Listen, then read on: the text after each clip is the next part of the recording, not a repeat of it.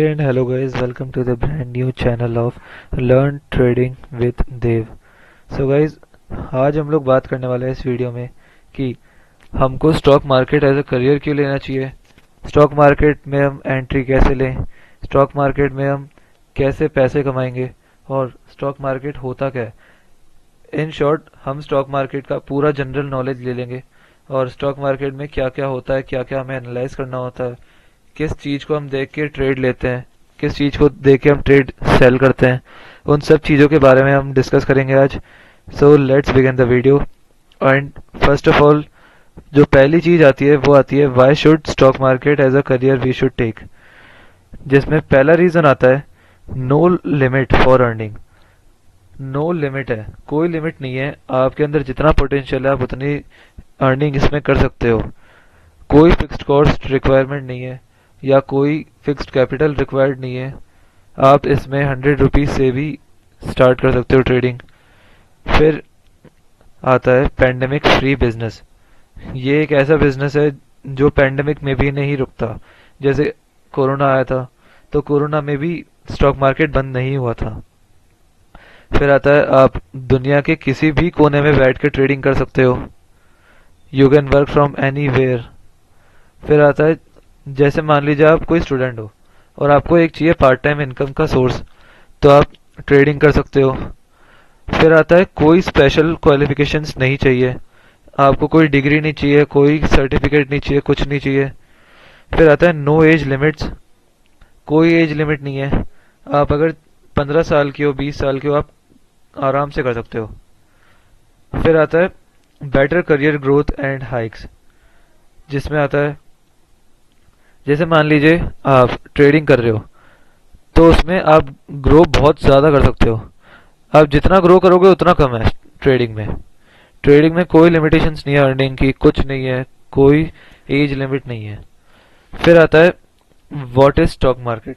देखिए guys, stock market क्या होता है, जैसे आप किराना की शॉप पे जाके आप कोई सामान परचेज करते हो, बस वैसे हम स्टॉक मार्केट में आके कोई शेयर परचेज करते हैं। बस डिफरेंस इतना रहता है कि आप स्टॉक मार्केट में आके जो चीज़ खरीदते हो उसे बेचते भी हो। जैसे मान लीजिए फॉर एग्जांपल आप किसी रिटेलर की शॉप पे गए, या मान लीजिए आप खुद रिटेलर है, आप रिटेलर है, आपने होलसेलर से कोई भी प्रोडक्ट बाय किया और उसको कस्टमर को सेल किया। तो आपने जो प्रोडक्ट लिया था वो लिया होगा 100 रुपीज़ का, आपने कस्टमर को सेल किया 150 रुपीज़ का। तो जो 50 रुपीज़ है रिमेन, वो आपका प्रॉफिट हो जाएगा। सेम स्टॉक मार्केट में होता है। फिर आता है some source of income in stock market based on product, जिसमें आता है mutual fund, SIP, ETF, IPO investing, dividend, capital gain, speculative income. इन सब चीज़ों के बारे में हम आगे बात करेंगे। फिर आता है source of income in stock market based on time frame, जिसमें पहला आता है long term, short term, swing trading, intraday और स्कैल्पिंग। लॉन्ग टर्म में होता है जैसे आपने किसी स्टॉक को 6 से 7 महीने तक होल्ड किया, उसे हम कहते हैं लॉन्ग टर्म। फिर आता है शॉर्ट टर्म, जैसे मान लीजिए आपने कोई शेयर लिया, उसे आपने 1 से 2 महीने होल्ड किया, उसे हम कहते हैं शॉर्ट टर्म, या 15 से 20 दिन होल्ड किया, उसे कहते हैं हम शॉर्ट टर्म। फिर आता है स्विंग ट्रेडिंग, जैसे मान लीजिए आपने कोई शेयर लिया और उसे होल्ड किया, आपने 7 से 10 दिन तक आपने उस शेयर को होल्ड किया। फिर आता है इंट्राडे। इंट्राडे में होता है जैसे आपने किसी शेयर को एक दिन में बाय किया और सेम डे ही उसको सेल किया, उसे हम कहते हैं इंट्राडे ट्रेडिंग। फिर आता है स्कैल्पिंग। स्कैल्पिंग में होता है जैसे आपने कोई शेयर 1130 पे परचेज किया और उसको 1135 या 1140 पे सेल कर दिया, तो उसे हम कहते हैं स्कैल्पिंग। ये सारे टाइम फ्रेम होते हैं स्टॉक मार्केट के अंदर। जो सबसे ज़्यादा रिटर्न देता है वो देता है स्विंग ट्रेडिंग, और सबसे कम रिटर्न देता है लॉन्ग टर्म। लॉन्ग टर्म में भी ज़्यादा रिटर्न्स है, लेकिन स्विंग ट्रेडिंग से ज़्यादा नहीं है। और सबसे ज़्यादा सेफ भी स्विंग ट्रेडिंग और लॉन्ग टर्म ही है। सबसे ज़्यादा रिस्की है स्कैल्पिंग, इंट्राडे, ये दोनों सबसे ज़्यादा रिस्की है। और शॉर्ट टर्म रिस्की है भी और नहीं भी है, दोनों चीज़ें होती है शॉर्ट टर्म में।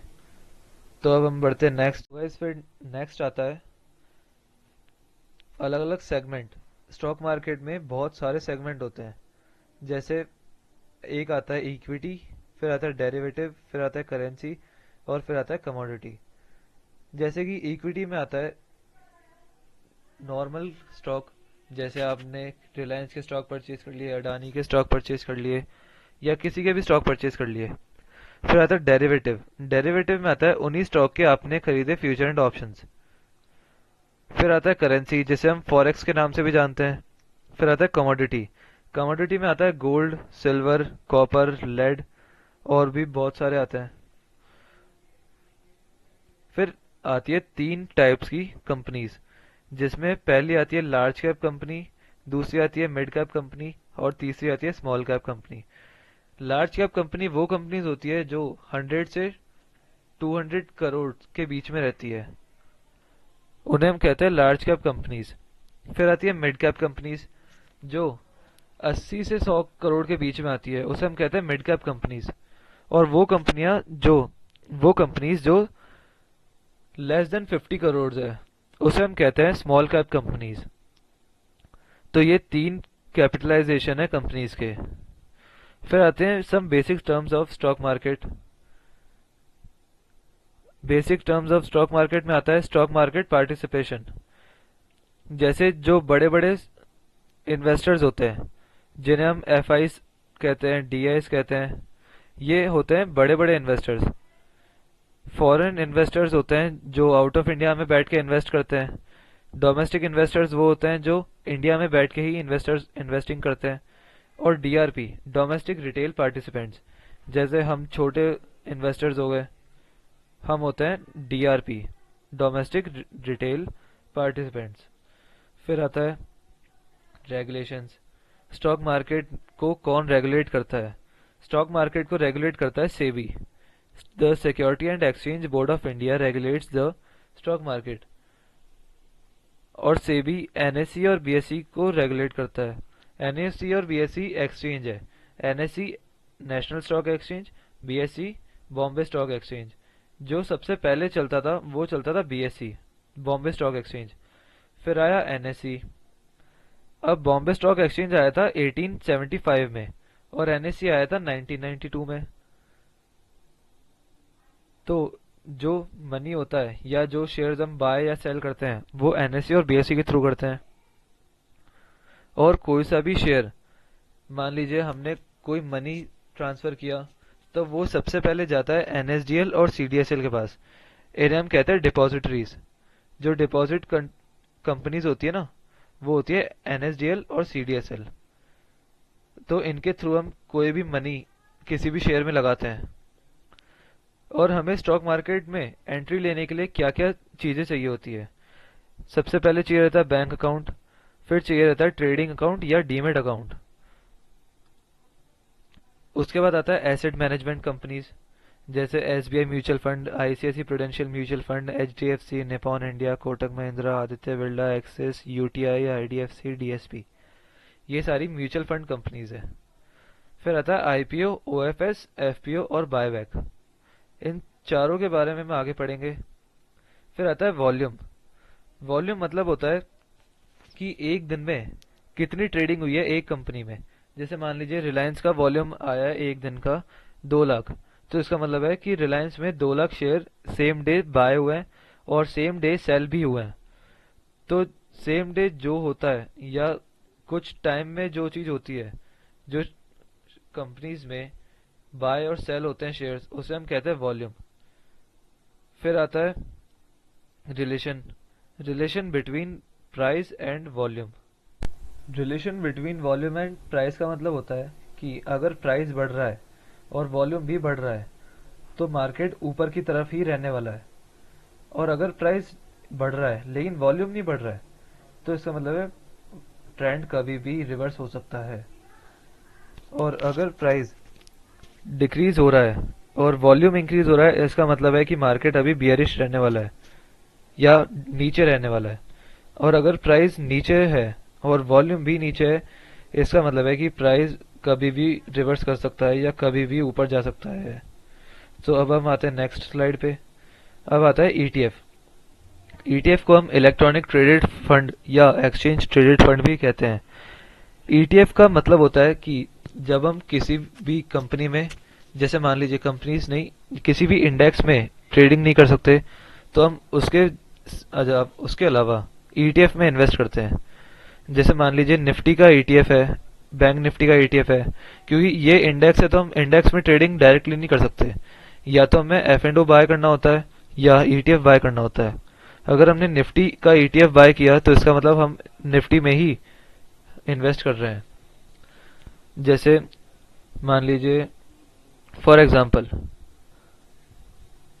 आपको निफ्टी बाय करना है, तो आप उसका ETF बाय करोगे, और उसका ETF किस नाम से आएगा? आप ब्रोकर पे जाओगे, जैसे एंजल वन है, धन है, और भी ज़रोदा हो गया। तो आपका जो भी ब्रोकर है, आप ब्रोकर पे सर्च करोगे निफ्टी 20 या बैंक निफ्टी 20, सेंसेक्स 20, तो जो आप 20 लिखोगे वो ETF ही होगा। निफ्टी 20 मतलब निफ्टी का ETF, बैंक निफ्टी 20 मतलब बैंक निफ्टी का ETF। तो जो ETF होते हैं वो 20 के नाम से आते हैं, और ETF गोल्ड सिल्वर के भी आते हैं। इसका मतलब कमोडिटी के भी ETF आते हैं, क्योंकि हम कमोडिटी में भी डायरेक्ट ट्रेड नहीं कर सकते, तो इसका मतलब कमोडिटी के भी ETF आते हैं। So that's all for today. बाकी हम कल करेंगे। कल हम फंडामेंटल एनालिसिस करेंगे। तो ट्रेडिंग में फंडामेंटल एनालिसिस, टेक्निकल एनालिसिस और डेरिवेटिव एनालिसिस होते हैं। या डेरिवेटिव एनालिसिस में होता है फ्यूचर एंड ऑप्शन। टेक्निकल में हम ये देखते हैं कि हमें एंट्री कब लेना है, एग्जिट कब करना है। और फंडामेंटल में हम ये देखते हैं कि जो भी कंपनी में हम इन्वेस्ट कर रहे हैं वो फंडामेंटली स्ट्रांग है या नहीं है। सो कल हम करेंगे fundamental analysis. Thank you, bye.